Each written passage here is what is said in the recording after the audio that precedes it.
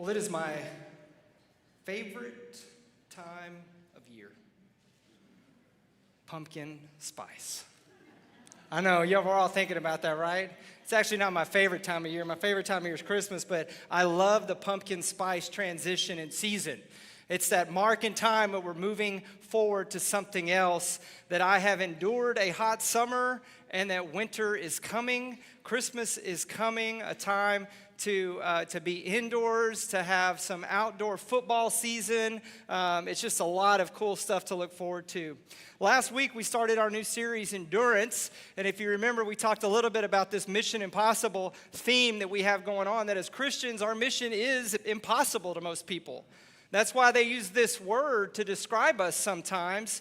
This foolishness, this idiotes in Greek, as it's described, that we are foolish people because our goal is impossible. And not only is it impossible, not only is it a difficult task to accomplish, it's so difficult of a task, and it's made more difficult by the fact that the enemy knows our plan to win. The enemy has the book in front of them. The enemy knows the book, obviously, sometimes even better than we know the book. They have the map in front of them. And last week when we talked about Peter in this opening chapter, we talked about how that the enemy's main tactic, his main tool for us is suffering. He wants us to suffer.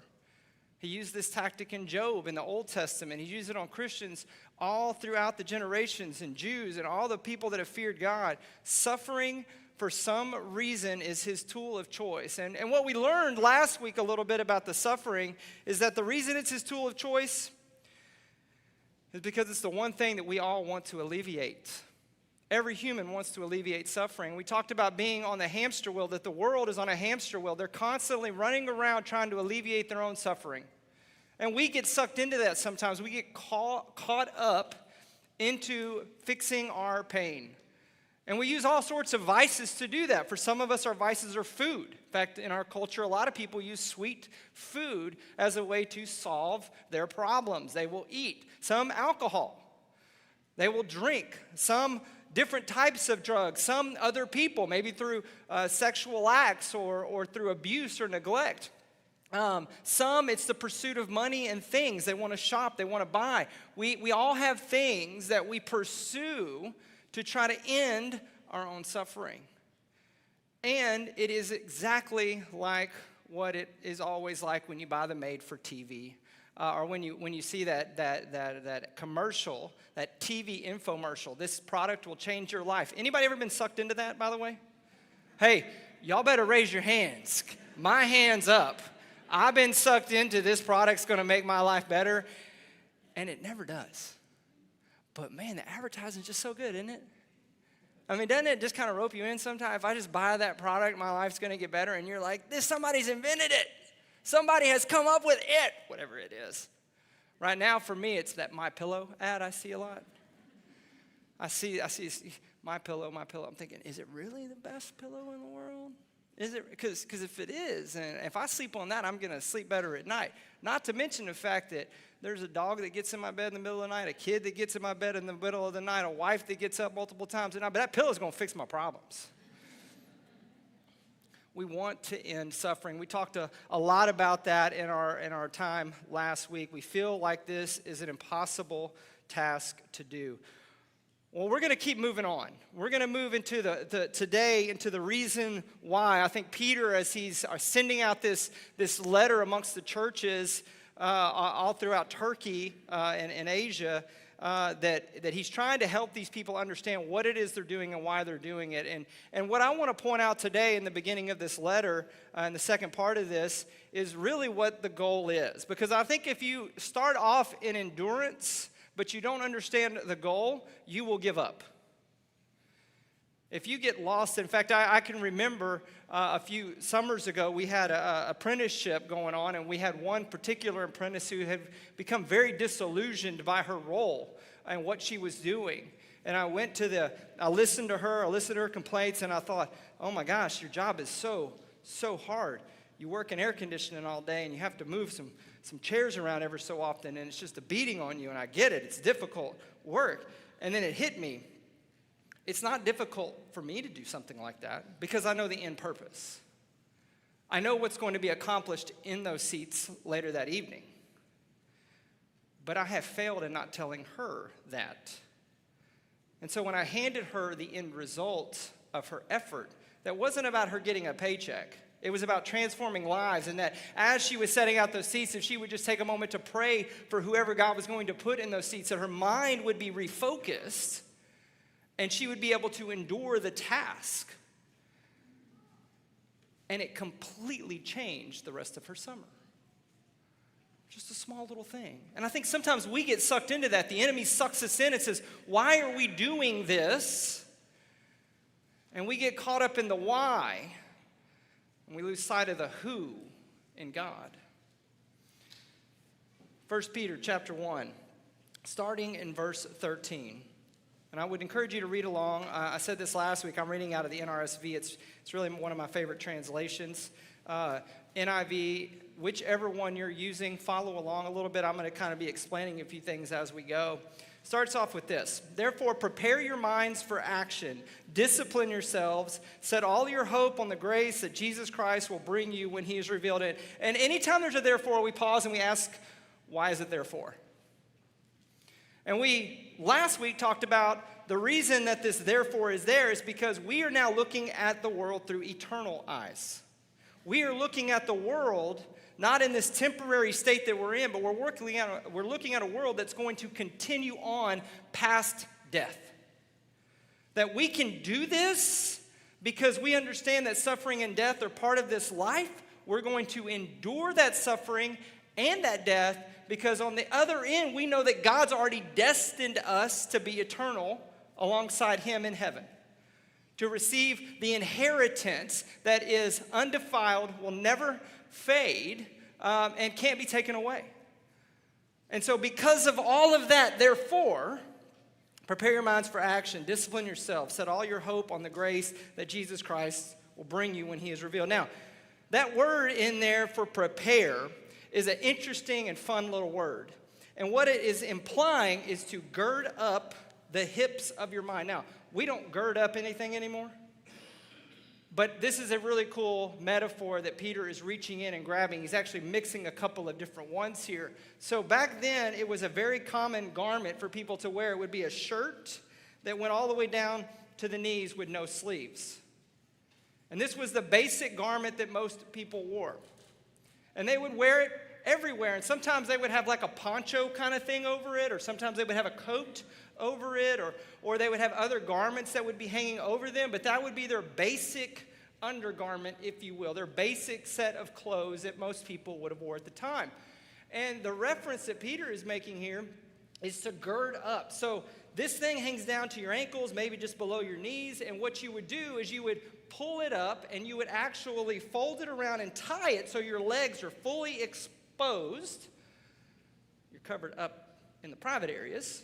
But your legs are fully exposed so you can move and fight.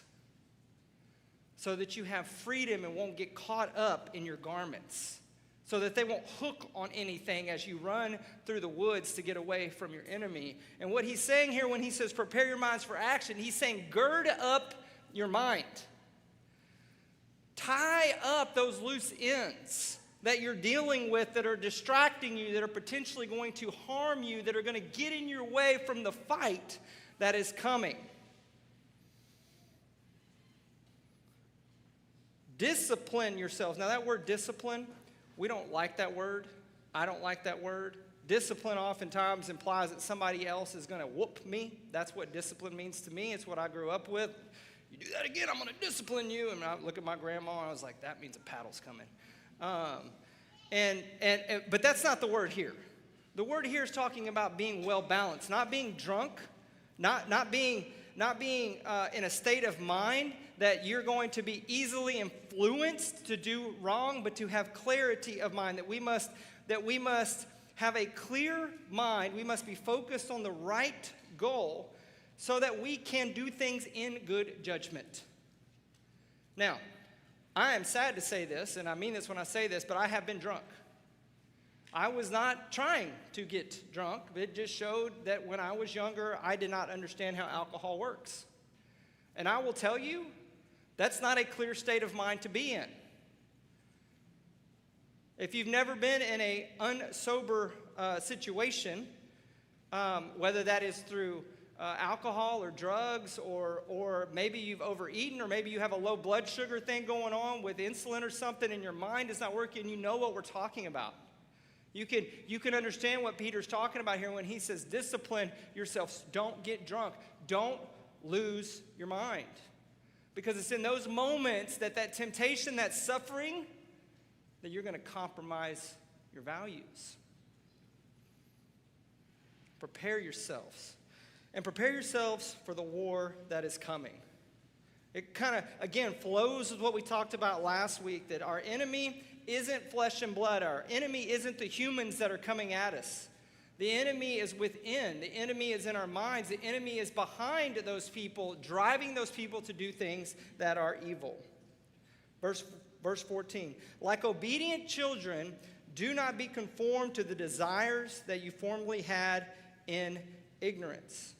I think we have to recognize the fact that at one point in our history as a culture, in our history as people, in our own personal history, that we were the prodigal son. That we were the ones that you've all been in a spot where you don't recognize what has been done for you, and you act as an unobedient child. And we're going to unpack this child metaphor here in just a minute as we read along here. But I think this is what is at the crux of what's going on here. And if you read through this and you see that word obedient and you think God just wants us to obey, God is a harsh parent, God is a dictator, a ruler that says you must do, you're not reading 1 Peter correctly. Verse 15, instead, as he who called you is holy, be holy yourselves in all your conduct. For it is written, you shall be holy, for I am holy. If you invoke as Father the one who judges all people impartially according to their deeds, live in reverent fear during the time of your exile. You know that you were ransomed from the futile ways inherited from your ancestors, not with perishable things like silver and gold, but with precious blood of Christ, like that of a lamb without defect or blemish. There's three things that I want to point out about those passages there that as you're reading along, if you're like me, you read through them and you go, I don't even know what he's talking about. This is all a bunch of metaphor that doesn't make sense. Ransom, lambs, be holy. What does even the word holy mean? Well, I want to kind of point out a couple things here to help us out as we're looking at this text. The big thing that I want to start off with is like obedient children. Like obedient children implies more about God than it does us, because if we're obedient children, who is he? A good father. Obedient children obey because they have good parents. Now, sometimes they're compelled to obey because they have bad parents.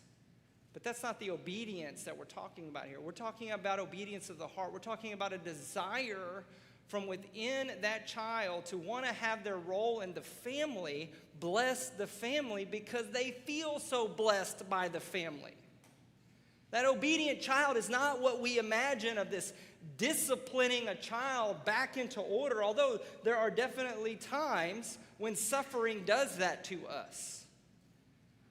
But the obedience here is from the heart. Do you desire to love God back the way he has loved you? That idiom points to an assumption that we belong to a family, that we are dependent on God, that we obey God because we know what he will do for us because he is so caring and warm. That implies that we are in a relationship, an amazing relationship. Second point here, he paid a ransom. Now, ransom. Ransom typically implies a kidnapper. Somebody has kidnapped something, something has been stolen, typically a human being. Could be an animal, could be something else. And in order to get that back, you have to pay a ransom. You could go fight. You could try to attack and destroy. In our culture, especially in the United States here, we don't like the idea of paying ransom. We think paying a ransom encourages people to do more evil, right? Yet, this is what Jesus did. Jesus became the ransom. My life for theirs.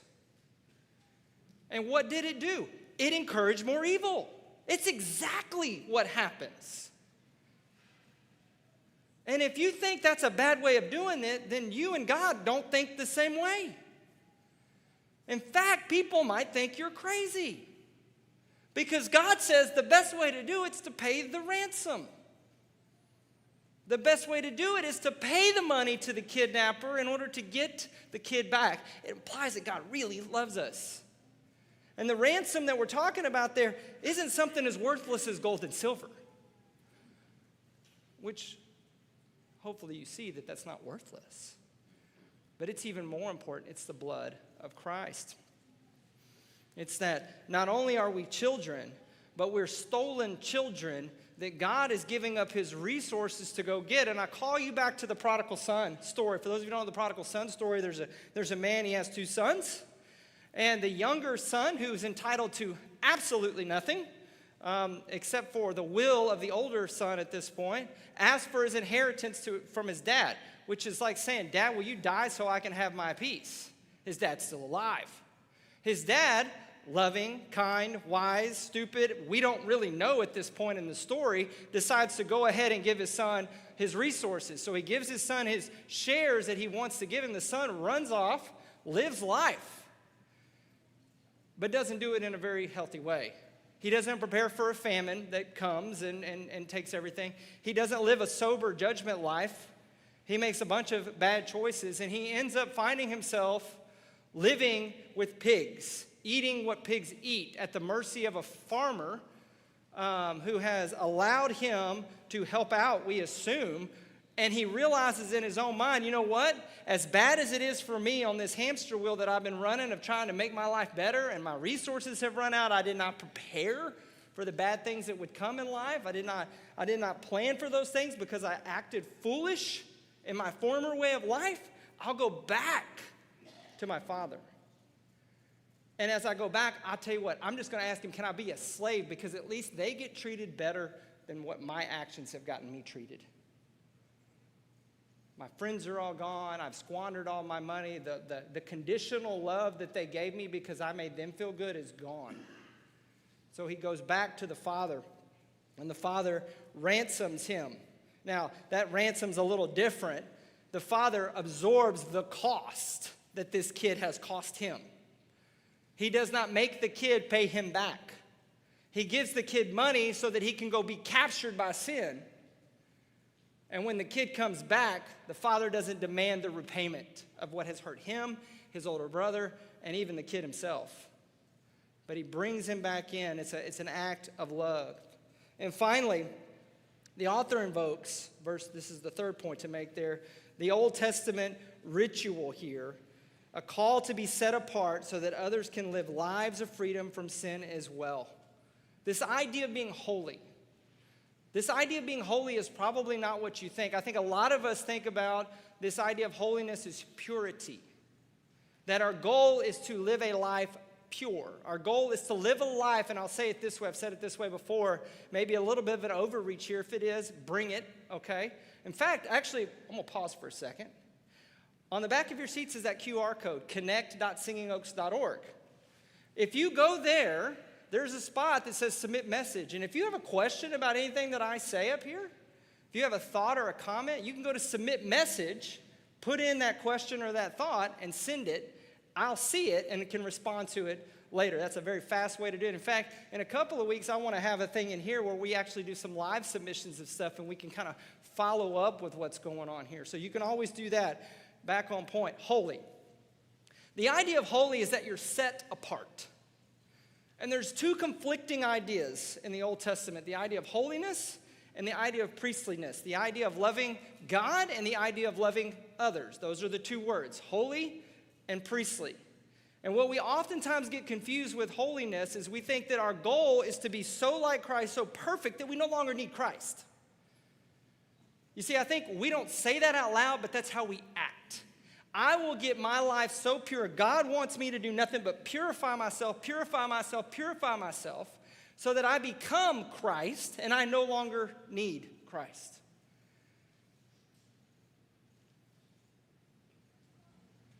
But God's called us to be priestly. And what we know about this from the Old Testament into the New is that in order to be priestly, we have to be unclean. We have to go where unclean people are. We have to engage sometimes in things that get us pulled into areas where there could be a lot of temptation for us. There could be some time where we're having to make some tough decisions because every decision put before our feet is not one that can be made in perfection. There may be some areas that we have to go into as Christians that cause us to have to really struggle with how do I love somebody and be holy. There may be some suffering that we have to do. And at those moments, we have grace. We don't pursue those moments so that we can sin and get grace when we've discovered that we're in them in our goal of helping others and our goal of loving others. We have grace that brings us back to God. Holy and priestly. God calls us to be holy so that we can bring others into that holiness. Not so that I can be a demigod. I can be Christ. I can be free from everything that binds me on this earth. You already have that. It's already there. It already exists. Why pursue it? Pursue loving God and others. Don't give in to one or the other. The world's already given in to the one. They don't love God anymore. They just love others. However, others want to be loved. We're dealing with that in our culture right now. You're not loving somebody, you're out. I hate you. Done. Canceled. You're not loving somebody the way I want you to love somebody, you're out. Done. Canceled. We see how that's working for them, right? It's horrible. On the flip side, they look over at us and go, you only love yourself. You're so focused on just you and perfecting you that you can't love anybody who doesn't look like you, act like you, think like you. And in the middle stands Christ. This is what Peter is trying to indicate through his text. This is the suffering that we must endure, this tension that comes out in the nefesh kaya and the imago Dei of the beginning, the fleshly animal that we exist as well as the image of God that we exist as, this tension that we constantly live in, that we learn to endure. Verse 20, he was destined before the foundation of the world. This is the ransom that was paid. This is the Christ. In verse 19, he was ransomed. He was destined before the foundation of the world, but was revealed at the end of the ages for your sake. Through him, you have come to trust in God who raised him from the dead and gave him glory, so that your faith and hope are set on God. When you have God as your focus, you're going to endure this suffering. You are going to be able to love him and love others. Now that your souls have been purified, purify your souls by the obedience to the truth. You're following God. You're learning how to do this so that you have, and this is the kicker, so that you have mutual, genuine love. Love one another deeply from the heart. You have been born anew, not a perishable, but imperishable, through the living and enduring word of God. For, and here's his final metaphor for us today, all flesh is like grass, and all its glory like the flower of the tall grass. The grass withers and the flower falls, but the word of the Lord endures forever. That word is the good news that was announced to you. Amen. Amen, right? In the end, our goal is simple. We fear God. We don't fear God the way we fear tyranny or fear suffering or fear pain. We fear God in the way that we respect a loving, kind, generous King, Father, Creator of the universe. We respect God through this holy walk that is a light that goes into the darkness and pulls people into the light, constantly being purified by Christ. So what do we need to do? Well, drink our coffee. I mean, what do you do in the morning to prepare your mind for battle? For me, if it's fall, it's pumpkin spice coffee. I know some of you are like, oh, it does burn a little bit in the throat, but, it gets my brain going. Sometimes it's 2 or 3 cups. For other people, it may be bang. Some of y'all may be really over here on this side, and all you drink is purified water. Some of y'all may be over here, and you're like, Beau, I can't talk about what I take in the morning. I'm not there yet. I'm aiming this direction, but I'm still needing some assistance. What prepares your mind for the day? Number 1, what's getting you up in the morning to gird your mind up? Number 2, we have to focus on the goal. And the goal is to love others, to be the holiness that brings others into holiness. Just like Christ loved in ways that is unimaginable, we too are called to suffer and love in ways that are unimaginable. And like Christ standing on the cross in our servant service this morning, I'll share this real quick. In our servant service this morning, Terry, and I hope you're okay with me saying this, Terry, Terry said that as we were reading through this passage, the thing that came to mind that really had never come to mind was that when Christ took communion, he said, I will not drink of this cup again until everything has been fulfilled. I will not take communion again. I will not drink the fruit of the vine until he was on the cross in the middle of suffering, hanging from the cross in the act of loving the world, which I want you to just pause and think about. He's in the act of loving the world. The world's killing him while he's loving the world. And in the middle of that act of loving in the world, in the middle of doing good through immense suffering, on a pole reached up to his mouth is a mixture of grape juice and vinegar. Now, he had just got through saying the night before, I'm not going to drink of it again. And now right in front of him is the very temptation to ease the suffering. It's the very thing he said he wouldn't do, sitting before him, ready for him to have his pain eased, ready for him to have his thirst quenched, right at the apex of suffering, the apex of love. We don't let the suffering distract us from our goal. And our final point is because we remember that God is eternal. And all this stuff's going to fade away. It's all going to garbage. It's all going to get roasted one day and cleansed. As though you're cleaning that dirty oven, it's going to get cranked up and torched. Why do we work so hard and toil on our hamster wheels? If you don't know Jesus, I pray that you know Jesus. If you need help knowing Jesus, come and ask us, talk to us, submit a message. Come up here in a minute. There'll be some elders standing up here to pray. For those of you down in the fellowship room, walk down here if you need to and pray with an elder. But guys, I really want to reiterate what I said last time. I know a lot of you weren't here last week because it was Labor Day. We're not ever getting out of the suffering. But until we reach our destiny. And our destiny, we know, has been predicted. It's with God in heaven, where he will wipe away the tears, where we receive the same inheritance of our eldest brother Christ, of Christ, who has gone before us and done what we cannot do.